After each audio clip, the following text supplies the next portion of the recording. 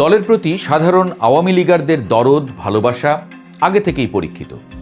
জান যায় তবু দল ছাড়ে না, এমন প্রবাদও সচল।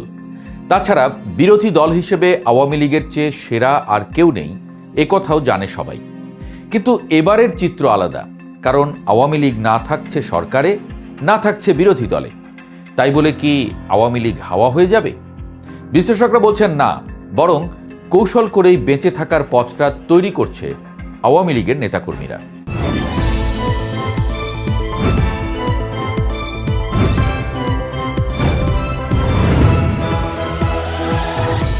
সন্দেহাতীতভাবে আওয়ামী লীগের কোটি কোটি ভোটারের কাছে এখন বিএনপি ছাড়া আর গতি নাই।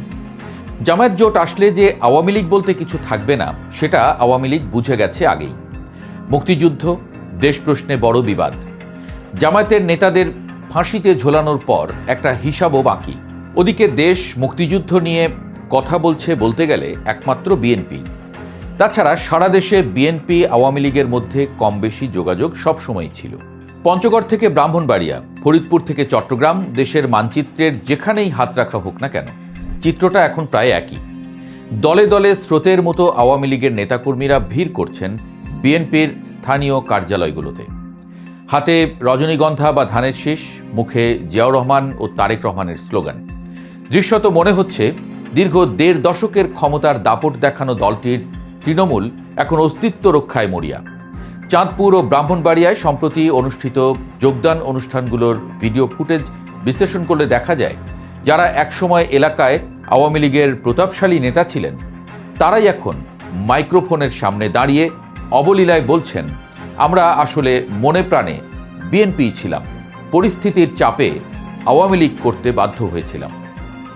রাজনীতির মাঠে এই বয়ানটি এখন সার্ভাইভাল কিট বা বাঁচার একমাত্র হাতিয়ার হয়ে দাঁড়িয়েছে।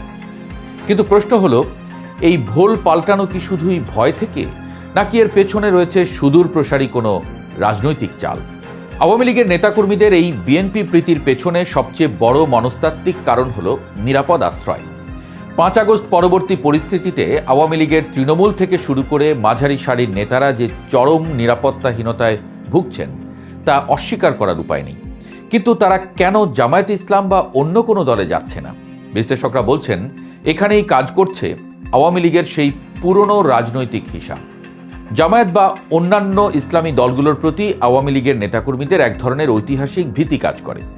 গত ১৫ বছরে জামায়াতের উপর যে স্টিম রোলার চালানো হয়েছে, যুদ্ধাপরাধের বিচার থেকে শুরু করে নিবন্ধন বাতিল, সবকিছুর হিসাব জামায়াতের কাছে কড়ায় গণ্ডায় আছে। আওয়ামী লীগাররা ভালো করেই জানেন সেখানে যাওয়া যাবে না কোনোভাবেই। সে তুলনায় বিএনপিকে তারা মডারেট বা নমনীয় প্রতিপক্ষ হিসেবেই দেখে এসেছে। তাছাড়া তৃণমূল পর্যায়ে বিএনপি ও আওয়ামী লীগের নেতাদের মধ্যে আত্মীয়তা, ব্যবসায়িক সম্পর্ক এবং সামাজিক যোগাযোগ অনেক ক্ষেত্রেই বিদ্যমান। গ্রামের চায়ের দোকানে বা স্থানীয় বাজারে যে বিএনপি নেতাটির সাথে আওয়ামী লীগ নেতার প্রতিদিন দেখা হতো, বিপদের দিনে সেই ব্যক্তিগত সম্পর্কটি এখন সেফটি ভালভ হিসেবে কাজ করছে। আওয়ামী লীগের কর্মীরা মনে করছেন, বিএনপির নেতারা অন্তত ব্যক্তিগত আক্রোশ থেকে তাদের শারীরিকভাবে নিগৃহীত করবেন না। এই সফট কর্নার বা নমনীয় জায়গাটি এখন আওয়ামী লীগারদের বিএনপিতে যোগদানের প্রধান গেটওয়ে। তারা ভাবছেন, বিএনপি ক্ষমতায় এলে বা নেতৃত্বে থাকলে অন্তত জানটা বাঁচবে, যেটা জামায়াতের ক্ষেত্রে নিশ্চিত নয়। তবে এই পরিস্থিতির সাথে ইতিহাসের এক অদ্ভুত মিল খুঁজে পাচ্ছেন রাজনৈতিক পর্যবেক্ষকরা। গত ১৭ বছর আওয়ামী লীগ যখন ক্ষমতায় ছিল, তখন বারবার অভিযোগ উঠত ছাত্রদল এবং শিবিরের একটা বিশাল অংশ কৌশলে ছাত্রলীগে ঢুকে পড়েছে। তারা সেখানে মিশে গিয়ে নিজেদের অস্তিত্ব রক্ষা করেছে এবং সময় মতো ভেতর থেকেই আওয়ামী লীগকে দুর্বল করেছে। আজ যেন সেই ইতিহাসেরই পুনরাবৃত্তি ঘটছে, তবে উল্টো পথে। আওয়ামী লীগ এখন শিবির স্টাইল বা আন্ডারগ্রাউন্ড কৌশল নিচ্ছে। প্রকাশ্য রাজনীতিতে যেহেতু এখন তারা কোণঠাসা, তাই বিএনপির ছাতার নিচে আশ্রয় নিয়ে তারা মূলত একটি ইনকিউবেশন পিরিয়ড বা সুপ্তাবস্থা পার করতে চাইছে। ১৭ বছর ধরে শিবির যেভাবে গুপ্ত অবস্থায় থেকে টিকেছিল এবং একসময় প্রকাশ্যে ঘোষণা দিয়েছে, ঠিক সেভাবে আওয়ামী লীগও যদি এখন বিএনপির পোশাক পরে টিকে থাকে, তবে অবাক হওয়ার কিছু থাকবে না। বিষয়টি আরও গভীরভাবে ভাবার অবকাশ রয়েছে। যারা এখন বিএনপিতে যোগ দিচ্ছেন, তারা কি সত্যিই আদর্শিক কারণে দল বদলাচ্ছেন, নাকি এটি একটি কৌশলগত পিছুহটা? চমকপ্রদ তথ্য হলো, এই যোগদান প্রক্রিয়ায় যারা আসছেন তারা নিজেদের বাধ্য হয়ে আওয়ামী লীগ করা ভুক্তভোগী হিসেবে উপস্থাপন করছেন। অথচ খোঁজ নিলে দেখা যাবে এদের অনেকেই গত আমলগুলোতে ঠিকাদারি, বালুমহাল নিয়ন্ত্রণ, হাটবাজার ইজারা এবং স্থানীয় সালিশ বাণিজ্যের হর্তাকর্তা ছিলেন। ক্ষমতা চলে যাওয়ার পর এই অর্থনৈতিক সাম্রাজ্য টিকিয়ে রাখতেই তাদের এখন সরকারি বা ক্ষমতার কাছাকাছি থাকা দলের তকমা প্রয়োজন।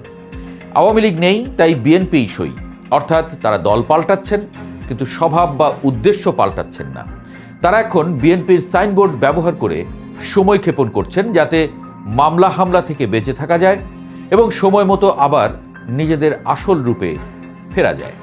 রাজনীতিতে একে বলা হয় প্যারাসাইট স্ট্র্যাটেজি বা পরগাছা কৌশল। যখন নিজের গাছ মরে যাওয়ার উপক্রম হয়, তখন অন্য একটি শক্তিশালী গাছে ভর করে বেঁচে থাকা এবং সুযোগ বুঝে সেই গাছটিকেই গ্রাস করা বা ব্যবহার করা। বিএনপির হাইকমান্ড হয়তো ভাবছে দল ভারী হচ্ছে, কিন্তু তৃণমূলের ত্যাগী নেতাকর্মীরা দেখছেন অশনি সংকেত। দীর্ঘ 17 বছর যারা হামলা, মামলা, গুম এবং খুনের শিকার হয়েও মাটি কামড়ে পড়েছিলেন, তারা এখন দেখছেন তাদের সেই নির্যাতনকারীরাই আবার তাদের পাশে এসে বসছেন। ফরিদপুর, কুড়িগ্রাম ও পঞ্চগড়ের মতো জায়গাগুলোতে বিএনপির স্থানীয় ত্যাগী নেতারা ইতোমধ্যেই ক্ষোভ প্রকাশ করেছেন। তাদের প্রশ্ন, যাদের কারণে আমরা এতদিন ঘরে থাকতে পারিনি, আজ তারা ফুলের মালা গলায় দিয়ে আমাদেরই নেতা হতে চাইছে। এই হাইব্রিড বা নব্য বিএনপি নেতাদের অনুপ্রবেশ দলে দীর্ঘমেয়াদী বিশৃঙ্খলা বা সিভিল ওয়ার তৈরি করতে পারে।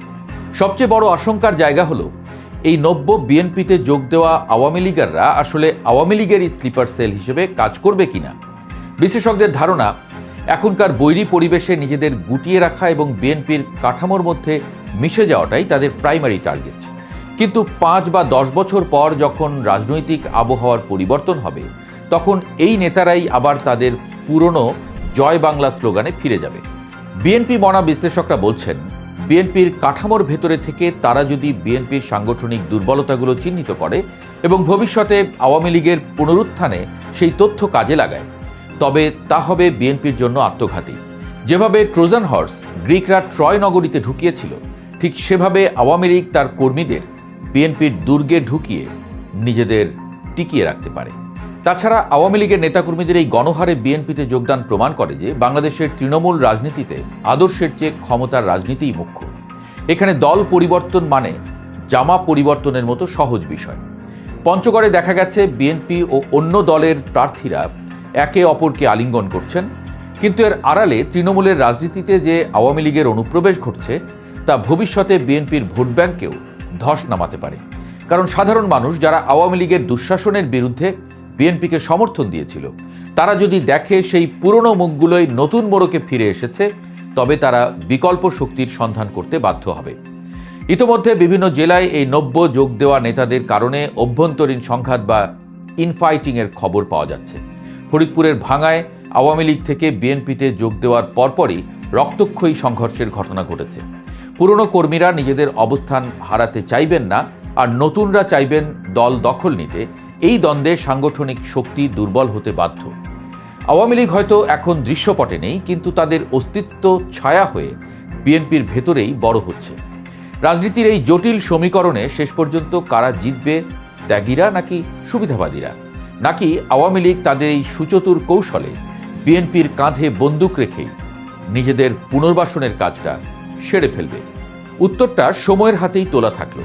তবে আপাতত এটা নিশ্চিত, বিএনপির পোশাক গায়ে দিয়ে আওয়ামী লীগের আত্মরক্ষার এই মিশন বাংলাদেশের রাজনীতির ইতিহাসে এক নতুন অধ্যায় যোগ করছে, যার নাম হতে পারে পলিটিক্যাল ক্যামোফ্লেজ বা ছদ্মবেশের রাজনীতি।